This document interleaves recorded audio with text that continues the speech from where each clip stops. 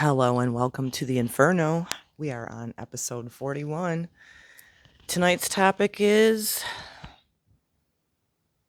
if you were a lamp in the narcissist darkness. So I'm just going to get right to it. This has been in the making for a while, and I was thinking about the goodness that I represent, the goodness that we go into these situationships with these people, if they're even people, and we bring ourselves forward, authentically.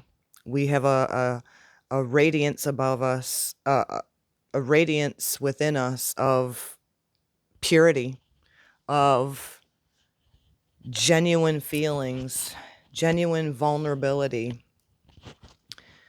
So where I want to go with this is if you are on the other side, or if you're still involved with somebody that is definitely not healthy, you may be having regrets of the time that these toxic people waste, and they don't care about that. But you do as a genuine person, because you know you're not getting back time, and that our life is limited on the earth plane. We self-reflect in healthy ways. A narcissist does not. If they do any self-reflection, it's on how they can be scheming and what they can be manipulating next, and how they're going to get their next form of supply from others. So I don't want you to ever have, and I know you'll probably go here if you're now in the awareness that you were in a enmeshment with a narcissist, that, the most heartbreaking thing is the time that they waste. They are time wasters. But again, they don't care because they've never had respect for you. They don't respect themselves. So through awareness and through educating yourself and being able to settle down the emotional thinking that comes with, separations, I just want you to remember that it's never for naught when you have shined your light, when you have set your lamp on a lamppost in the narcissist world. I don't believe in coincidences. Although the connections we have with narcissists are not divine, I still believe there was purpose there. We can take all of those broken pieces that they try to completely dismantle you, and we can piece them together like a beautiful little mosaic, piece of art. Taking forward and gathering those, mending those pieces of brokenness back into wholeness. And for me, I know for a fact, all glory to God, that my faith, my optimism, I'm a realist, but I'm also very optimistic. But I also know that now that I'm out of that situation, that I'm thriving internally, externally, because I have a genuine essence about me. Narcissists do not. They know right from the get-go that if they came to you as an authentic person, you would want nothing to do with them. So I never want you to, they actually want you to snuff out your own light. They would prefer that you take yourself out, because again, accountability is something that a narcissist, psychopath will not look at, and they'd much rather you fall apart, be gutted on the floor, and take yourself out. So I don't want you to give power to that. And I know it's very painful to have a realization, especially if you've invested a lot of time with one of these things. See, they come to you as a fake right from the get-go. So we can't keep blaming ourselves for not seeing it, because from day one, they're manipulating you. They don't come to you as an authentic person because they put on this social persona of somebody completely different than who they truly are. And that's huge for a narcissist to do, because without other people's characteristic traits, without somebody else's light, without somebody else's personality, they would dissolve into nothing on the floor. They are a broken machine from the get-go. And it's a fact that the more they chase the initial highs of getting new supply, whether it be drugs, alcohol, people, the more they chase that high, the more they cheat and think they're getting away with it, the more they're going to chase that dopamine hit. It changes your brain, literally. It changes your physiology, literally. And so the more and more that time goes by and the more people that leave them feeling very dissatisfied because they haven't seeked that within themselves, the more they're going to need to chase it. And so no amount of love, no amount of light that you shine on them, no amount of acts of kindness, no amount of genuine compliments, because let's face it, they show you goodness too, or you wouldn't be with them at all, right? But it's all fake. It's not genuinely who they are. And so we have to stop thinking that it's our fault, because that's something I'm watching and observing is victims of this abuse are getting re-victimized by saying that you're codependent or you're this, when in all actuality, it's such a oftentimes subtle abuse that you don't even know that they are manipulating you. One thing for certain for myself is I don't even want to know how many times this person physically cheated, because they are all cheaters. They are all cheaters, whether they do it physically or not. Now that's another story, but they are all cheaters because they're not coming to you. They have a light within them, but it's snuffed out because of whatever they went through, whether it be right back to the family dynamics. I say the mother, it's whoever the parental role was.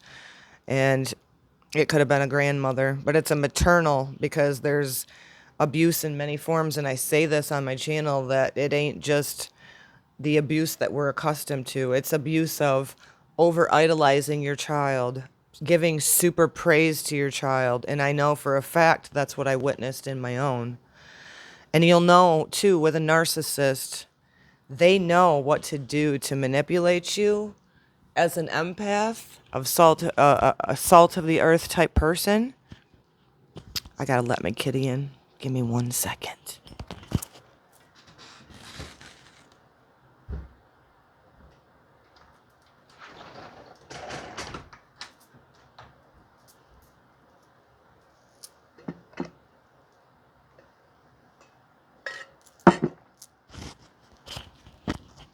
They know what to do to cause you to be vulnerable with them.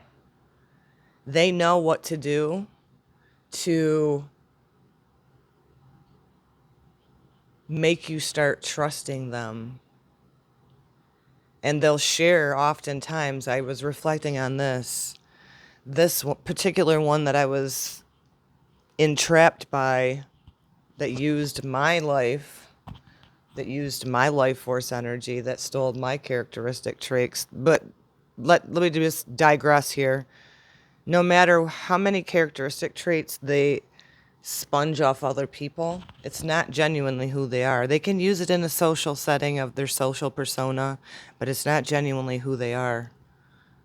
Who they are needs such a deep dive, and they're unwilling to be vulnerable with themselves, to hold themselves accountable, and it's just not going to happen. So if you're waking up to this and you're with one and you're suspecting that you're with one, you'll know them by their fruits, because this one was idolized and put on a pedestal by the maternal figure, by the grandmother as well, that, they could do no wrong. That's abuse as well, because you're idolizing this person and putting them on a pedestal to a degree where no matter what they do and how nasty they are with other people, it's okay. It's all right. And they're always chasing this dopamine hit. They're always, like, for instance, when it was all said and done, when he stopped fighting his own divorce and dragging his own divorce out from me, he had already monkey branched into the next person. Well, that's just the idolization phase, as we know, just like any other addiction. That first dopamine hit gets satisfied by, they love the sneaking part. And so when the sneaking part of it is over with, there's a part of it dies down as well. But they're never going to be satisfied. So they start, if they've been with you in a long-term situationship and there was never any kind of pair bonding, there was no authentic connection, because there never is with a narcissist, they will never connect with anybody else neither. They can have a situation that works out, and according to my research, it can be somebody who has borderline personality disorder. It can be somebody that's also a narcissist, but it's never going to be satisfying. So what my point of this is to say to you is, your lamp on the lamppost in the narcissist darkness is not void of goodness. God's seen every single thing, every single lie that was told to you, every single time that person cheated, every time that person was manipulating you and trying to cause you to be reactive by laying in bed at night crying, wondering where they are, to, well, you just came in the door, Dr. Jekyll, Mr. Hyde, completely different moods. You were always a buffer to them. And I know for a fact, if you've been out of it for a while like I have, you can feel the restoration within your spirit, within your soul. And just because, whether you, in the instance of myself, this person, if that's what you call them, thinks that he threw me and my daughter away after 13 years. But in all actuality, there was a divine intervention, because there's a time when we have to draw a line in the sand, just as Yeshua did, and be no more of it. And if you were a lamp in this darkness of the narcissist and you did not walk away and you showed them genuine love, you showed them genuine empathy, you showed them what genuine love, nurturing was, it was not for naught. Trust and believe that. Because, like I said, everything is seen by the divine.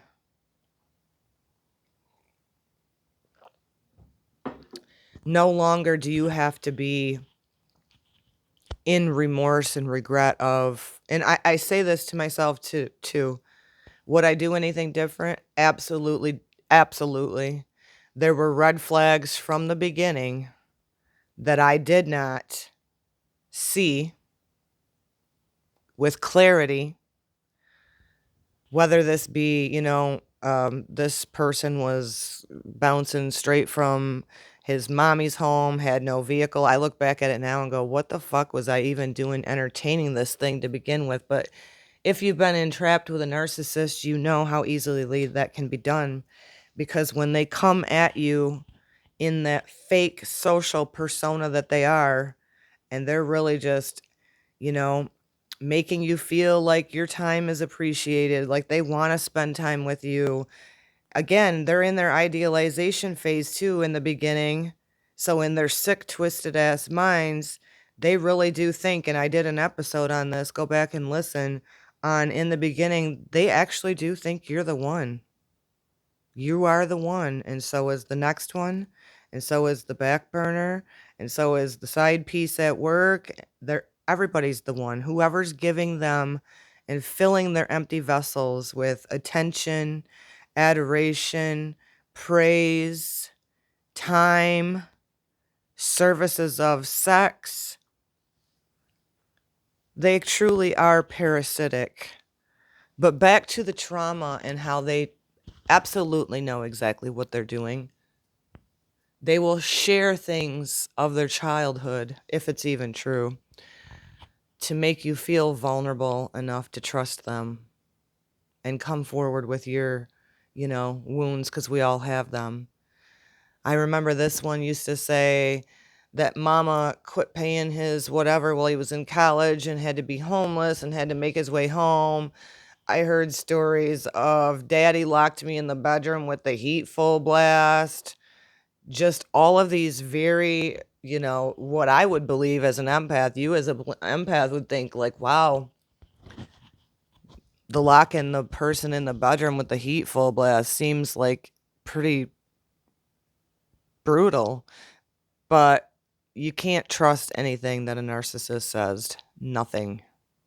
Their whole being, in essence, is a lie. They have split and something went very south in their childhood. And they've created this persona. But their true identity is buried way beneath that. You will never get to it. No amount of love, like a lamp on the lamppost, to a narcissist is going to be enough for them, because they have refused to heal. Their hearts are hardened. And another thing that you'll find too as well, I know this for mine, the parental role, maternal role, in my case, it would have been the mother, was always plotting and scheming with this one, letting him know you can never trust this woman, you can never trust your wife.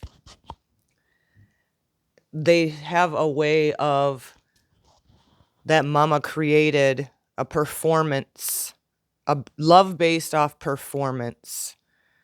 And there will be no woman or man that is good enough for that little boy or girl, because toxic mommy created that in childhood. Do not have regrets, because we are told by God to put our lamp on a lamppost. What we do have to have is more discernment and trust our God-given intuition before you're enmeshed so deeply in with a narcissist, sociopath, that you can't see your way out of it. Your light matters. So we just have to have great discernment. And I believe over the next amount of time, the narcissistic talk really started being huge and heavy after the 2020 pandemic. But there was also a reason astrologically, because all things that are done in the darkness are needing to come to light. And we're seeing that now on the collective. I said this in previous episodes because I'm a love of astrology, and I understand that God created the universe, not just Earth, and that we are in cycles. So never hide your light, but pay close attention, because there's many parasites and there's many vultures out there that are wanting to suck off your life force energy. Never regret being the divine light, the salt of the earth that you are. The narcissist also had an opportunity with someone like you in their life to surrender the reprobate mind and repent and stop being the lying, scheming cons that they are. So shine that light out there. Find your tribe. Don't be used and abused. Recover and make a beautiful portrait, a beautiful piece of art from the history of the things that have now created you to be the person you are.